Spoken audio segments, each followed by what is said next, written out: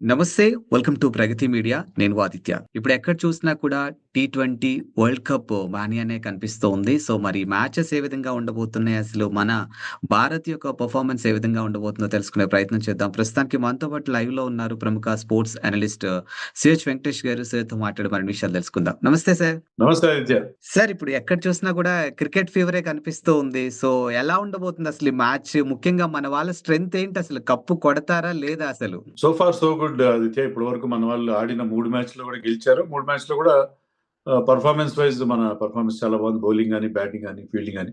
So హ్మ్. అన్ని చిన్న చిన్న ఇబ్బందులు ఉంటాయి. అందరూ యెస్. ఫామ్‌లో ఉండాలని లేదు. అందరూ ఇప్పుడు మన స్టార్ ఓపెనర్ అభిషేక్ శర్మ ఆడిన 2 మ్యాచ్‌లో డకౌట్ అయ్యాడు. హ్మ్. అలాగే some of the middle order players Akshar Patel కూడా ఇంతవరకు has to come to the party. ఒకటి 2 చిన్న చిన్న ఇబ్బందులున్నాయి గానీ, ఓవరాల్‌గా మన టీమ్ పెర్ఫార్మన్స్ బాగుంది. పర్టిక్యులర్‌లీ ఆ క్రంచ్ మ్యాచ్ అగైన్స్ట్ పాకిస్తాన్‌తో జరిగిన మ్యాచ్, ఆ టెన్షన్ మ్యాచ్‌లో మన వాళ్ళు పాకిస్తాన్‌ని 61 రన్స్ తేడాతో ఓడించడం ఒక convincing and very very massive win. అది మన టీమ్‌కి చాలా చాలా కాన్ఫిడెన్స్ ఇచ్చే అవకాశం. అండ్ 'సూర్యకుమార్' కెప్టెన్సీ అయిన తర్వాత అంటే ఆయన కెప్టెన్సీలో చూసుకుంటే వరుస విజయాలే మనం చూస్తూనే ఉన్నాం కదా! సో, ఆ సెంటిమెంట్ వర్కౌట్ అవుద్దంటారా సార్? అది సెంటిమెంట్ అని నేను అనుకోను. ఎందుకంటే సెంటిమెంట్స్ ఎప్పుడు వర్కౌట్ కావు. You have to hmm. Perform actually. మన టీమ్ బావుంది. కెప్టెన్ బాగున్నాడు. కోచ్ కూడా గంభీర్ కూడా వీళ్ళందరి కాంబినేషన్ బావుంది. సో, మోర్ దెన్ సెంటిమెంట్ వాళ్ళ పెర్ఫార్మన్స్ బావుంది. తర్వాత Suryakumar is leading the side very well. మంచి టీమ్‌ని ఆ కంపోజిషన్‌ని he is providing the right direction. అలాగే కోచ్ నుంచి కూడా వాళ్ళకి మంచి స్ట్రాటజిక్ ఇన్‌పుట్స్ గాని, తర్వాత టీమ్ సెలక్షన్ విషయంలో రైట్ డెసిషన్స్ ఇవన్నీ ఉండడం వల్ల దాదాపు 2 ఏళ్లుగా we have been winning almost everything. Bilateral గావచ్చు, టైటిల్స్ గావచ్చు, we have been winning everything. So, అదే ఇక్కడ కూడా మనకి అదే జోరు కనిపిస్తుంది. మిగతా టీమ్స్‌తో, మిగతా టాప్ కంటెండర్స్‌తో పోలిస్తే India is way ahead. India డెఫినిట్‌గా చాలా చాలా బాగా పెర్ఫార్మ్ చేసింది. అందులో హోమ్ అడ్వాంటేజ్ కూడా మనకి ఖచ్చితంగా ఉంది. అండ్ ముఖ్యంగా ఈ టీ20 వరల్డ్ కప్‌కి సంబంధించి చూసుకుంటే మన వాళ్ళ స్ట్రెంత్ ఏమై ఉండొచ్చు సార్ మోస్ట్‌లీ అసలు?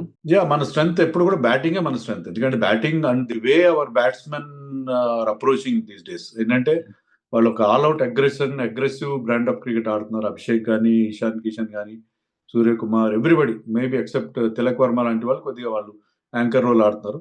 సో, ప్రతి హ్మ్. ఒక్కరు కూడా ఎందుకంటే నంబర్ 8 దాకా బ్యాటింగ్ డెప్త్ పెట్టుకొని రిస్క్ తీసుకొని ఆడుతున్నారు. ఎందుకంటే టీ20లో 20 ఓవర్‌లో మీరు 4, 5 వికెట్లు పోయినా నష్టం లేదు. బట్ ఆ యాహ్! స్ట్రైక్ రేట్ అనేది మెయింటైన్ కావాలి. ఆ మొమెంటమ్ అనేది ఉండాలి. సో, ఆ రకమైన అగ్రెషన్‌తో మన వాళ్ళు వెళ్తున్నారు. అంటే కేవలం మన స్ట్రెంత్ బ్యాటింగ్ ఒక్కటే కాదు, బౌలింగ్‌లో కూడా we are probably having one of the best bowling attacks. ఎందుకంటే మీకక్కడ బుమ్రా ఉన్నాడు.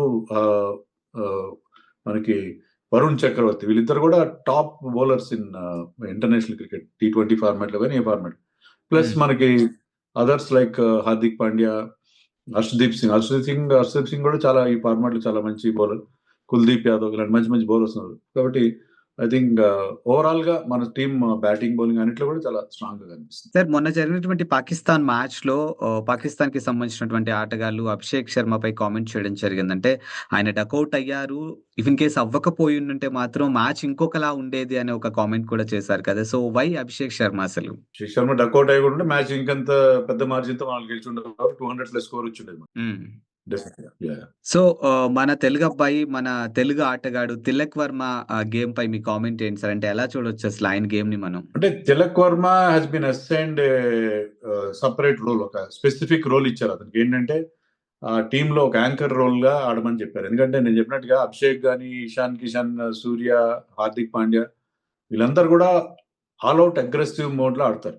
హ్మ్. తిలక్ వర్మ ఏంటంటే ఒక ఎండ్‌లో అతను ఆహ్, ఎక్కువ డ్యామేజ్ అవ్వకుండా నిలబడి స్ట్రైక్ రొటేట్ చేస్తూ వీలైనంత వరకు వాళ్ళకి స్ట్రైక్ ఇస్తూ ఆ రకమైన ఒక రోల్ ఇచ్చారు. కానీ అదే అతను బానే చేస్తున్నాడు. But I feel that he is taking that two seriously. అలా కాకుండా అతను కూడా కొంచెం పాజిటివ్ ఇంటెంట్‌తో ఆడితే మరింత హ్మ్. బావుంటది. ఎందుకంటే sometimes he is getting bogged down. అలా యెస్ సార్. కాకుండా అతను కూడా మరింత ఇంకొంచెం పాజిటివ్ ఇంటెంట్‌తో ఆడితే బావుంటదని అనిపిస్తుంది. అండ్ మన ఆటగాళ్ళ గురించి కాకుండా ఇతర దేశాల ఆటగాళ్ళకి సంబంధించి చూసుకుంటే షాడ్లీ ఆయన ఒక యూఎస్‌కి సంబంధించినటువంటి ప్లేయరు. సో, 4 మ్యాచెస్‌లో ఆల్‌మోస్ట్ 13 వికెట్స్ తీయడం జరిగింది. సో, ఆల్‌మోస్ట్ 37 ఆయన ఏజ్ కూడా.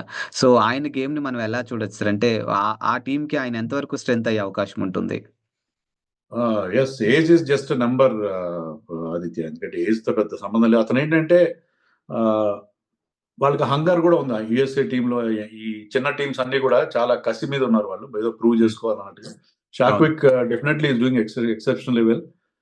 ఇక్కడ ఏంటంటే ఇండియన్ పిచెస్ లో, ఇండియాలో కానీ శ్రీలంకలో కానీ పిచెస్ లో, పర్టికులర్లీ ఈ వరల్డ్ కప్ లో పిచెస్ లో ఏంటంటే స్లో పిచెస్ ఉన్నాయి. కొంచెం స్లో పిచెస్ మీద మీరు ఆ change of pace, bowling variation చూపించాలి.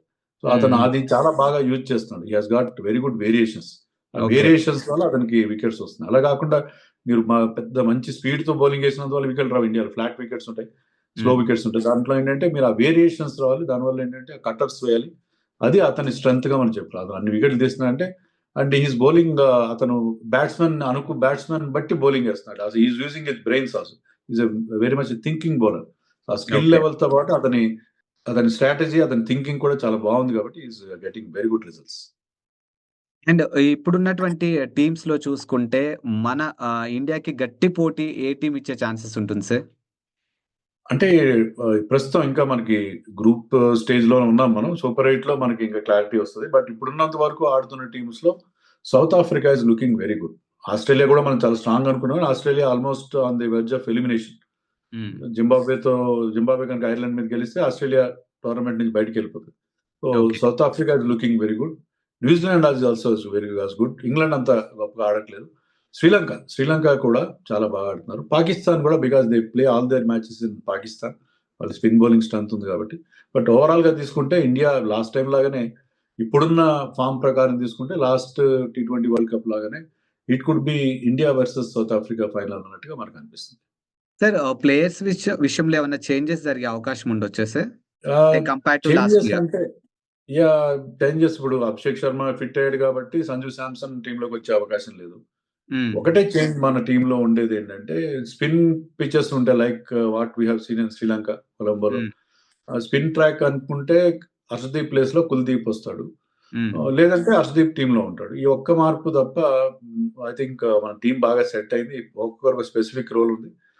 ఇప్పుడు మీకు శివం దుబే అంటే అతను స్పిన్ బౌలర్స్ మీద ఎదురు దాడి చేయడం, అండ్ ఫినిషర్ గా రింకు సింగ్, అలా ప్రతి ఒక్కరికి ఒక డ్యూటీ ఉంది. And Axar Patel is a floater. Axar Patel number 3 లోనే ఆడతారు, నెంబర్ 4 ఎక్కడైనా ఆడగలరు. Is very good allrounder. So వాళ్ళకి ఒక్కరికి ఒక స్పెసిఫిక్ రోల్ ఉంది. సో అదే రోల్స్ తో, అదే క్లారిటీతో వెళ్తారు మన వాళ్ళు. ఈ ఒక్క మార్పు depending on the pitch conditions. Harshdeep for Kuldeep, Kuldeep for Harshdeep, ఈ ఒక్క మార్పు తప్పిస్తే టీంలో పెద్ద మార్పులు ఉండే పరిస్థితి ఏం లేదు. అండ్ జింబాబ్వే విషయానికొస్తే ఆల్మోస్ట్ ఆస్ట్రేలియాని కూడా బీట్ చేసినట్టుగా కనిపిస్తుంది. సో దీన్ని మనం ఎలా తీసుకోవచ్చు అంటే ఆ టీమ్‌ని? జింబాబ్వే వాళ్ళు they are using the conditions very well. వాళ్ళకి మంచి బౌలింగ్ స్ట్రెంత్ ఉంది. బ్యాటింగ్ లో కూడా వాళ్ళు పర్వాలేదు అనిపిస్తున్నారు. సో ఆస్ట్రేలియా మీద వాళ్ళు సాధించిన విజయం చాలా చాలా ఇంపార్టెంట్ విక్టరీగా మనం చెప్పుకోవాలి. సో ఇలాంటి చిన్న teams, not only Zimbabwe is not a small team, but ఈసారి ఏంటంటే ఈ అప్సెట్స్ మనం చాలా చూస్తున్నాం. ఈవెన్ నేపాల్ ఇంగ్లాండ్ ఆల్మోస్ట్ ఓడించినంత పని చేసింది. ఆఫ్ఘనిస్తాన్ సౌత్ ఆఫ్రికా మ్యాచ్ అయితే 2 సూపర్ ఓవర్స్కి వెళ్ళింది. సో మామూలుగా ఈ బిగ్ సైడ్స్ ఈజీగా వెళ్లే పరిస్థితి మనకు కనబడలేదు. స్మాలర్ సైడ్స్ అన్ని కూడా చాలా బాగా, చాలా ఇంప్రెసివ్ గా వాళ్ళు పర్ఫామ్ చేస్తున్నారు. అండ్ జింబాబ్వే గనక క్వాలిఫై అయితే మనకి ఇండియా కూడా ఈజీ అవుతుంది. ఎందుకంటే ఇండియా సూపర్ 8 గ్రూప్ చాలా టఫ్ గా కనిపిస్తుంది. ఒకవేళ మనతో పాటు ఆస్ట్రేలియా, సౌత్ ఆఫ్రికా, వెస్టిండీస్ వస్తే మనకి ప్యాసేజ్ టు సెమీఫైనల్ కొంచెం కష్టమే.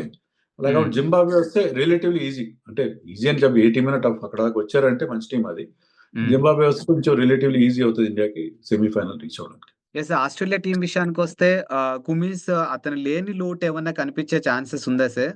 ఆస్ట్రేలియాకు ఉన్న ప్రధానమైన లోపం అదే ఆదిత్య. వాళ్ళకి ఏంటంటే వాళ్ళ బౌలింగ్ అటాక్. ఇప్పుడు స్టార్క్ రిటైర్ అయ్యాడు ఈ ఫార్మాట్ నుంచి. కమిన్స్ అండ్ హ్యాజల్వుడ్ ఇద్దరు కూడా ఇంజరీ అయిపోయి టోటల్ గా వరల్డ్ కప్ నుంచి తప్పుకున్నారు వాళ్ళు. కెప్టెన్ కూడా ఫస్ట్ 2 మ్యాచెస్ ఆడలేదు, మిచెల్ మార్ష్. సో వాళ్ళకి ఏంటంటే ఆ ఇంజరీస్ ఎఫెక్ట్ చాలా ఉంది. And players like Cameron Green, Tim David వాళ్ళకి చాలా ఇంపార్టెంట్ T20 ప్లేయర్స్ వాళ్ళు కూడా ఫామ్ లో లేరు. ట్రావిస్ హెడ్ కూడా లాస్ట్ మ్యాచ్ లో ఒక్క దాంట్లోనే శ్రీలంక మ్యాచ్ లోనే ఫామ్ లోకి వచ్చారు. Australia is having a very very ordinary tournament. So వాళ్ళు almost they are out of the tournament గానే కనిపిస్తుంది మనకి. వాళ్ళకి మళ్ళీ సూపర్ 8కి వెళ్ళడం చాలా కష్టమైన పని. వాళ్ళు ఒమాన్ మీద గెలవాలి.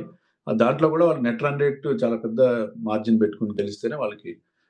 అలా కాకుండా జింబాబ్వే కనుక శ్రీలంక మీద కానీ, ఐర్లాండ్ మీద కానీ ఒక మ్యాచ్ గెలిస్తే they will be through and Australia will be out of the world cup. And మొన్న జరిగినటువంటి పాకిస్తాన్ ఇండియా మ్యాచ్ చాలా ఉత్కంఠంగానే జరిగిందని చెప్పొచ్చు. సో, అందరూ గూడా టీవీలకి అలా అతుక్కొని పోయున్నారు. సో, ఆ మ్యాచ్‌పై మీ కామెంట్ అంటే ఏం చెప్తారు సార్ అసలు? అంటే మ్యాచ్ వన్ సైడెడ్ గానే జరిగింది నా దృష్టిలో. ఎప్పుడైతే ఇషాన్ కిషన్ ఆ అద్భుతమైన ఇన్నింగ్స్ ఆడాడో, ఫస్ట్ 10 ఓవర్స్ లోనే మనం మొత్తం మ్యాచ్ మీద పట్టు సాధించేసాం. తర్వాత అంతా కూడా మన అవును. డామినేషన్ కంటిన్యూ అయింది. హ్మ్. బట్ ఏంటంటే మీరన్నట్టు ఎందుకు అతుక్కొని చూసారంటే, ఆ ఎమోషనల్ అటాచ్‌మెంట్ ఉంటది మనకి. పాకిస్తాన్‌తో మ్యాచ్ అని గాని, పాకిస్తాన్‌తో మళ్ళీ ఆ టెన్షన్ గూడా ఉంటది. ఒక వికెట్ పడినా, ఒక ఓవర్‌లో ఎక్కువ రన్స్ రాకుండా, డాట్ బాల్స్ ఎక్కువ ఇచ్చినా గూడా we feel that tension. Tension తప్పిస్తే ఇటీవల కాలంలో we have been beating Pakistan regularly hmm. And one sided గానే జరుగుతున్నాయి మ్యాచ్‌లు. అందువల్ల ఏంటంటే ఓకే. ఈ హైప్ చాలా క్రియేట్ అవుతుంది గానీ, పోను పోను వాళ్ళు ఇలాగే అంత వీక్‌గా అంత పెర్ఫార్మ్ చేస్తుంటే, ఇండియా, హ్మ్. పాకిస్తాన్ మ్యాచెస్‌కి గతంలో ఉన్నంత గ్లామర్ ఉండే అవకాశం నాకు కనపట్లేదు. ఓకే.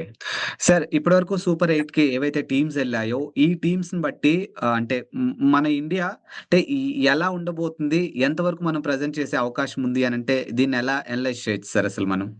సూపర్ 8లో మోస్ట్‌లీ ఆస్ట్రేలియా తప్ప మిగతా అన్ని టాప్ టీమ్స్ వచ్చే అవకాశం మనకు కనిపిస్తుంది. సో, హ్మ్. సూపర్ 8లో అప్పుడేంటంటే మీకు మ్యాచెస్ చాలా చాలా కాంపిటీటివ్‌గా మారుతాయి అప్పుడు ఖచ్చితంగా. ఓకే. టోర్నమెంట్ యాక్చువల్లీ స్టార్ట్ అయ్యేది అక్కడే అని చెప్పొచ్చు. ఎందుకంటే ఈ చిన్న టీమ్స్ అన్నీ కూడా ఎలిమినేట్ అయిపోతాయి. సో, హ్మ్. మీకు వన్ సైడెడ్ మ్యాచెస్ తగ్గిపోతాయి. సో, సూపర్ 8లో ఎవరైతే బాగా ఆడతారో వాళ్ళకి సెమీస్ ఛాన్స్ ఉంటది కాబట్టి అక్కడ చాలా చాలా ఇంటెన్స్ బ్యాటిల్స్ ఉంటాయి. హ్మ్. ఇండియాకి నేను ఇంతకుముందు చెప్పినట్టుగా we are in tougher group. South Africa, West Indies కూడా చాలా బాగా పెర్ఫార్మ్ చేస్తున్నారు వాళ్ళు. అది ఓకే. కొంచెం ఇన్‌కన్సిస్టెంట్‌గా ఉంటారు గానీ, ఇటీవల కాలంలో వాళ్ళు బౌలింగ్ గూడా కొంచెం బానే ఇంప్రూవ్ అయింది వాళ్ళది. సో, హ్మ్. West Indies, south Africa, Zimbabwe లేకపోతే ఆస్ట్రేలియాతో వీళ్ళని దాటుకొని మనలో కొంచెం ఇబ్బందికరమైన పరిస్థితి. కానీ ఇప్పుడు ఇండియన్ టీమ్ ఉన్న ఫార్మ్‌లో చూస్తుంటే సెమీఫైనల్ చేరడం పెద్ద కష్టం అవుతదని నేను అనుకోను. అండ్ ఇప్పుడు మన ప్లేయర్స్ గురించి మాట్లాడితే సంజు కానీ, అభిషేక్ శర్మ కానీ వాళ్ళ రీసెంట్ పెర్ఫార్మన్స్ చూస్తే కూడా అంతగా ఎఫర్ట్ ఏం కనిపించట్లేదు కాబట్టి, ఆ ఇంపాక్ట్ ఏమన్నా ఈ కమింగ్ మ్యాచెస్ మీద ఏమన్నా ఉండే ఛాన్సెస్ ఉంటుందా? లేకపోతే పికప్ అయ్యే ఛాన్సెస్ ఉందంటారా? Abhishek Sharma is our X factor. అంటే అతను ఆడిన రోజున హి can win you the match. So, ప్రతి మ్యాచ్ అంత రిస్క్ తీసుకొని హై రిస్క్ గేమ్ ఆడేవాళ్ళు ప్రతి మ్యాచ్ బాగా ఆడతారని లేదు. సో, అభిషేక్ శర్మ 1, 2 మ్యాచ్‌లో ఫెయిల్ కావచ్చు. కానీ ఆడిన రోజున అతను సింగిల్ హ్యాండెడ్‌గా మన మ్యాచ్ గెలిపిస్తాడు కాబట్టి అతని హ్మ్. ఫార్మ్ విషయంలో నాకు ఎలాంటి వరీ లేదు. ఎందుకంటే అది అలాగే రిస్క్ తీసుకొని ఆడతాడు అతను. రిస్క్ తీసుకొని ఓకే. అతను ఈ ప్లేస్ దోస్ లాఫ్టెడ్ షాట్స్ ఆడతారు. కొన్నిసార్లు అవి బౌండరీ దాటితే కొన్నిసార్లు క్యాచ్‌గా వెళ్తాయి. హ్మ్. సో, అది అతని స్టైల్ ఆఫ్ గేమ్. అతనికి టీమ్ గూడా లైసెన్స్ ఇచ్చారు. ఏంటంటే go and play your natural game అని చెప్పి. సో, అతని హ్మ్. ఫెయిల్యూర్ గురించి మనం పెద్దగా వరీ అవ్వాల్సిన అవసరం లేదు. సో, ఒక మ్యాచ్ కాకపోయినా ఒక మ్యాచ్ బహుశా 18థ్ నెదర్లాండ్స్ జరగబోయే మ్యాచ్‌లో Abhishek will come back to form. ఇంతవరకు ఏంటంటే వరల్డ్ కప్‌లో అతను ఆడిన 2 మ్యాచ్‌లో ఒక్క రన్ కూడా చేయలేదు. బట్ నెదర్లాండ్స్ మ్యాచ్‌లో హి విల్ మేక్ అమెండ్స్ అని మనం అనుకోవచ్చు. యెస్. సో, టీ20కి సంబంధించి ఎలాంటి అప్డేట్ కావాలన్నా మళ్ళీ మీతో లైవ్‌లో జాయిన్ అవుతాం. Thank you sir. Thank you so much. Right.